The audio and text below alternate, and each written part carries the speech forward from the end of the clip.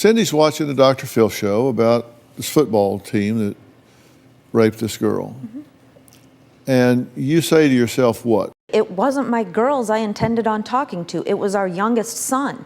I said in that show, parents, talk to your children. And I did. Don't I watched bury the this. entire show until it ended. I shut the TV off, and within 7 minutes, this was revealed to me. Of shutting off your show within 7 minutes. I knew by 4:07. Well, that's why we do this show. Yes, and I appreciate that. That's why we do this show. After the girls revealed to me what happened, I actually called my mother, and her response to me was, I wasn't there, I didn't see what happened. And I about choked on my own tongue.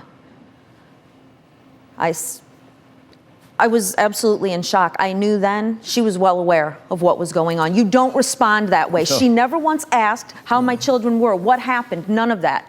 She told me she was in the car. What was she supposed to do?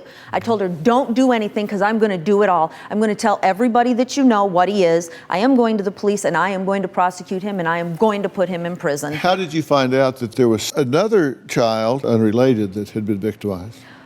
Back in 2009, my oldest son called my cell phone one day, and I could tell it was him by the caller ID, and I said, hi, sweetheart.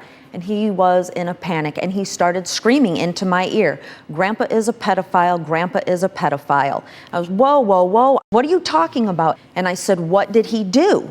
And he said, I don't know. I just know that she came down, and she said that Grandpa attacked her. And I said, for one, don't you ever take her anywhere near him again unless I am around, because I don't tolerate this. I said, secondly, I said, you need to take her to the police department and file a report. If he did anything to her, you need to take her to the police department. He didn't do that. I then had a conversation with my mother regarding it, and she said, well, if you choose to believe that he did something, that's your prerogative. And I had confronted him at Christmas, and I was sitting with my father and him. So Clyde said, well, she's been getting molested at home, and so she distorts everything out of perspective. And he said, I had said, some, over-the-top kind of things, and he said, so she kind of took it too far. And my father piped in and said, well, at our age, we couldn't do anything about it anyways. And I said, well, let's set the story straight right now. I said, I don't want to hear of you speaking to young girls like that out of line at all anymore. And he said, don't worry, that'll never happen again.